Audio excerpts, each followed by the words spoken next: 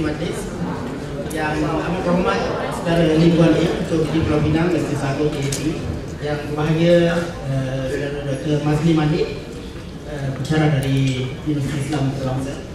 Saudara-saudari yang dihormati sekalian, terima kasih banyak banyak atas kehadiran. Sorry, someone speak. Ada apa? Tak dengar?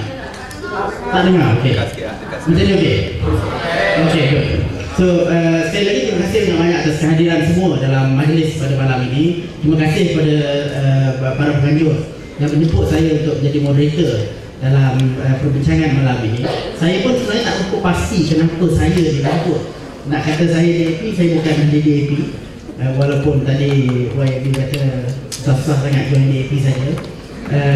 Dan nak kata saya terlibat secara mendalam dalam perkara berkaitan dengan Islam pun tidak juga.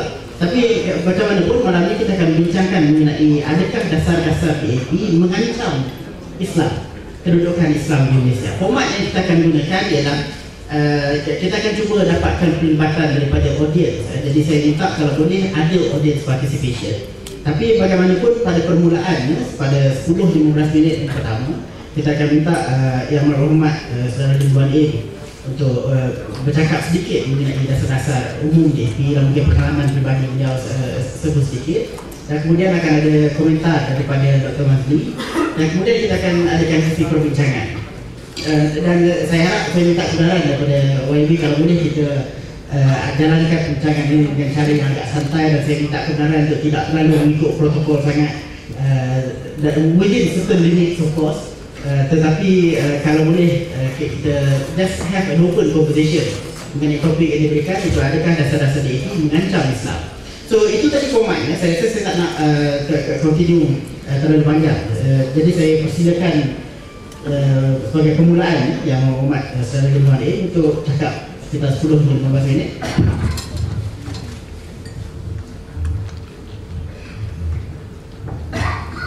Terima kasih Sarwan Saiful dan juga Dr. Mazli, juga semua Div Kehormat dan juga saudara-saudari sekalian yang bersama dengan kita untuk wacana yang tidak formal seperti sebelum tadi oleh Sarwan Saiful tentang satu tajuk yang saya rasa kalau dalam persepsi saya agak sebenarnya tak timbul persoalan langsung. Kerana macam mana DAP boleh ancam Islam itu sesuatu yang amat pelik sekali. Tapi itulah permainan persepsi yang begitu berjaya oleh pihak lawan, sehingga sesuatu yang tak mungkin berlaku mereka mencipta macam ia adalah satu ancaman yang benar-benar boleh berlaku. Dan kalau kita lihat dalam permainan persepsi ini oleh pihak lawan, bukan sahaja dalam memainkan persepsi DAP anti-Islam, dia pula juga menakutkan orang bukan Islam betapa bahayanya ancaman Islam ke atas cara kehidupan orang bukan Islam. Saya nak cerita tentang pengalaman saya sedikit, iaitu pada tahun awal 80-an, sebelum 87, persepsi saya tentang Islam hanyalah sekadar itu mungkin interaksi secara superficial, iaitu secara luaran, tidak secara mendalam dengan kawan-kawan yang beragama Islam. Tetapi dari segi persepsi yang dibentuk adalah yang dibentuk oleh Barisan Nasional dalam Syarikat Khabar, iaitu contohnya PAS ataupun Islam adalah sesuatu yang menakutkan, yang mengancam cara hidup orang bukan Islam, dan hanya Barisan Nasional boleh melindungi mereka. Dan semua pun saya tidak anti, tapi saya ingin menyatakan bahawa persepsi saya adalah ia adalah sesuatu yang begitu asing pada saya, dan mungkin seperti yang dilaulaukan oleh pihak BN bahawa ia adalah sesuatu yang mungkin mengancam kehidupan orang bukan Islam. Tetapi Muncullah saya ada peluang untuk bersama dengan seorang atau satu kumpulan pejuang Islam, di mana saya bukan sahaja bersalam-salaman dengan dia, tanya berapa anak anda ada, sudah kahwin dah, tapi benar-benar ada satu perbincangan yang secara mendalam, dan di mana saya terpaksa duduk bersama untuk 18 bulan lah. Itulah masa saya kenal Mak Sabu, Khalid Samad dan beberapa pemimpin PAS. Nah, ini memberikan peluang kita untuk benar-benar berkenalan, di mana persepsi sebelum ini, di mana kita agak neutral, mungkin terasing dengan fahaman Islam. Kita lihat, kerana biasanya kalau kita cakap tentang sesuatu konsep atau sesuatu agama, pandangan kita dibentuk berdasarkan amalan ataupun tingkah laku pengikut konsep agama itu, dan ia dibentuk oleh Barisan Nasional yang begitu negatif sekali. Tapi bila kita berkenalan dengan pemimpin-pemimpin PAS dan pejuang-pejuang aktivis Islam, kita rasa kita ada banyak persamaan, bukan ada banyak perbezaan yang selalu diketekankan oleh dia. Kita ada banyak persamaan. Kita mau rakyat hidup dengan maruah, rakyat hidup dengan bermaruah, menikmati hak-hak asasi seperti kebebasan, keadilan, kebenaran, dan bahawa kita harus juga saling hormat menghormati berdasarkan peruntukan yang ditetapkan dalam perlembagaan. Dan pada masa yang sama, pemimpin PAS itu pun ada peluang untuk kenal sama DAP, pemimpin DAP, kenal sama pemimpin-pemimpin, bukan saja saya lah Kapasing lah, yang baru tahu mereka bukanlah anti-Islam seperti yang dipermainkan oleh PN. Dan daripada detik itu, biasanya kalau kita susah, dalam kesusahan, baru kita kenal siapa kawan, siapa bukan kawan sebenar. Dalam detik kesusahan itu, bila kita lihat siapa yang benar-benar tabah, siapa yang benar-benar boleh mengharungi kepahitan untuk memperjuangkan prinsip-prinsip kita, saya rasa di sinilah timbul keyakinan di antara sama sendiri. So semua pun kita ada perbezaan, tetapi itu adalah satu perkara biasa, satu perkara lumrah. Pandangan di antara kawan pun ada perbezaan, tapi jangan benarkan perbezaan itu memecah belahkan persamaan yang kita boleh capai secara bersama. Seperti yang saya sebutkan, keadilan, kebenaran, kebebasan itu universal, dan tentulah saling hormat. So dari detik itu kita mulakan kefahaman, dan saya rasa saya pun tahu sedikit tentang amalan Islam. Tentu dia masih sedikit saja, dan tentulah tentang pemimpin-pemimpin agung Islam seperti Umar Abdul Aziz, dan juga itu itu nilai-nilai, dan saya rasa itu yang kita cuba laksanakan, kerana ia adalah universal. So di sini kalau anda tanya itu pejuang-pejuang Islam, mereka tahu DAP bukan anti-Islam. Kita hanya anti Barisan Nasional saja. Hanya kita PAS bukan anti bukan Islam. Mereka juga hanya anti BN saja. Dan selalu dia nak takut-takutkan orang Islam, orang bukan Islam, tentang PAS dan tentang DAP. Saya rasa kita kena tanya sendiri satu soalan yang saya selalu tanya sama orang bukan Islam. Itu parti lawan selalu cuba momokkan PAS akan ancam cara hidup anda, akan buat itu, buat ini. Tapi kita kena tanya, sepanjang sejarah PAS, adakah PAS benar bunuh seorang bukan Islam? Sama juga di kalangan orang Melayu, adakah DAP pernah bunuh seorang Melayu atau seorang Islam? Saya rasa semua tahu jawapan itu.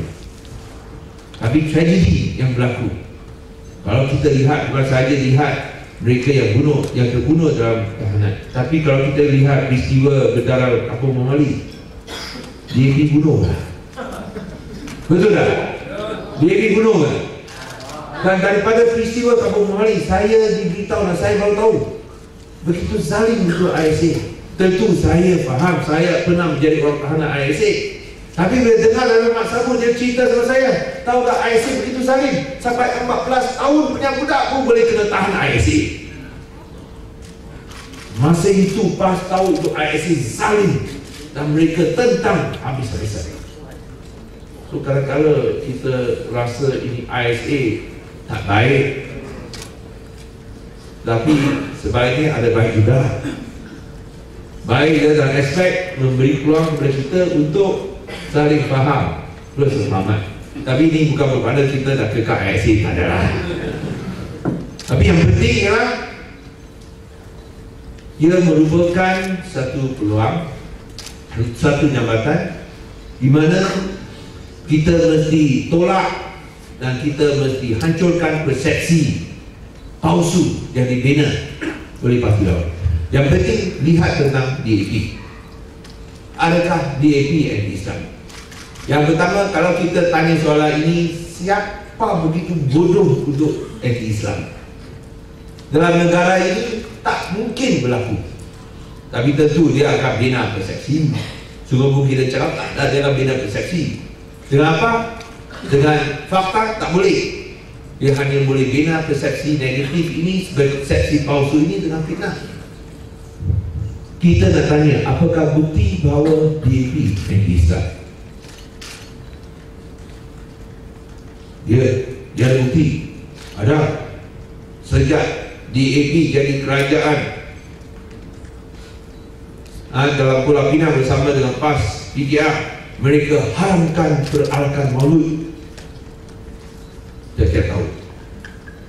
Ada tak? Tanya orang Penang, mereka cakap ya bohongnya. Tapi orang luar Penang tak tahu. Kerana fitnah ini berulang-ulang, orang rasa mungkin ini benar. Itu sebab saya terpaksa sama dengan utusan. Sama dengan utusan kerana mereka sifatkan fitnah ini, akhirnya alhamdulillah menang.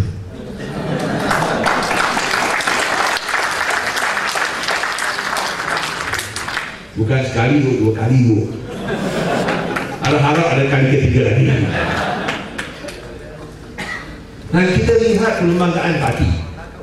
Perlembagaan parti yang telah kita rangka pada 1966 hingga Pilpres 2006. Itu sebelum kita menang dalam Pilihan Besar 2008. Lihat dalam perlembagaan parti, DAP menjunjung dan juga patuh kepada perlembagaan Malaysia, termasuk juga bahawa Islam adalah agama persekutuan Malaysia. Itu termaktub dalam perlembagaan parti DAP. So di sini tak ada persoalan pun.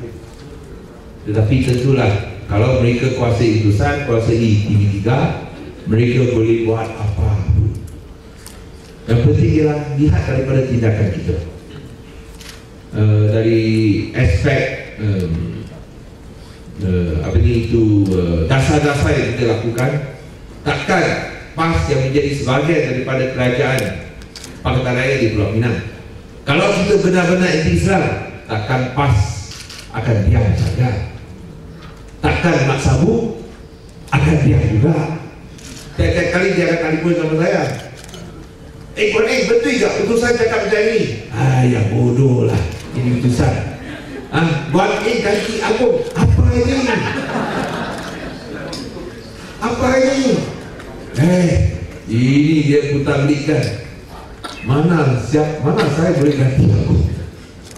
So itulah yang kita selalu cek, selalu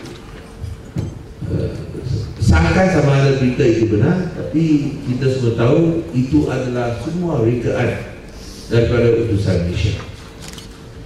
Saya rasa lebih baik mungkin kita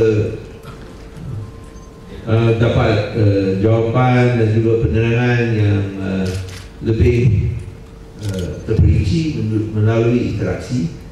Tetapi saya nak tegaskan di sini bahawa DAP nak jadi sebuah parti yang mewakili semua rakyat Malaysia. Bukan sahaja orang Islam, tapi juga orang bukan Islam.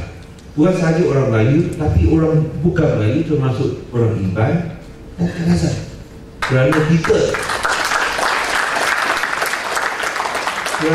semua sebagai rakyat Malaysia mesti berjuang untuk satu sama lain. Dan selama ini saya rasa semua tahu bahawa kita rasa agama boleh menjadi satu alat yang menjatuhpadukan rakyat dengan berdasarkan nilai-nilai universal yang unik.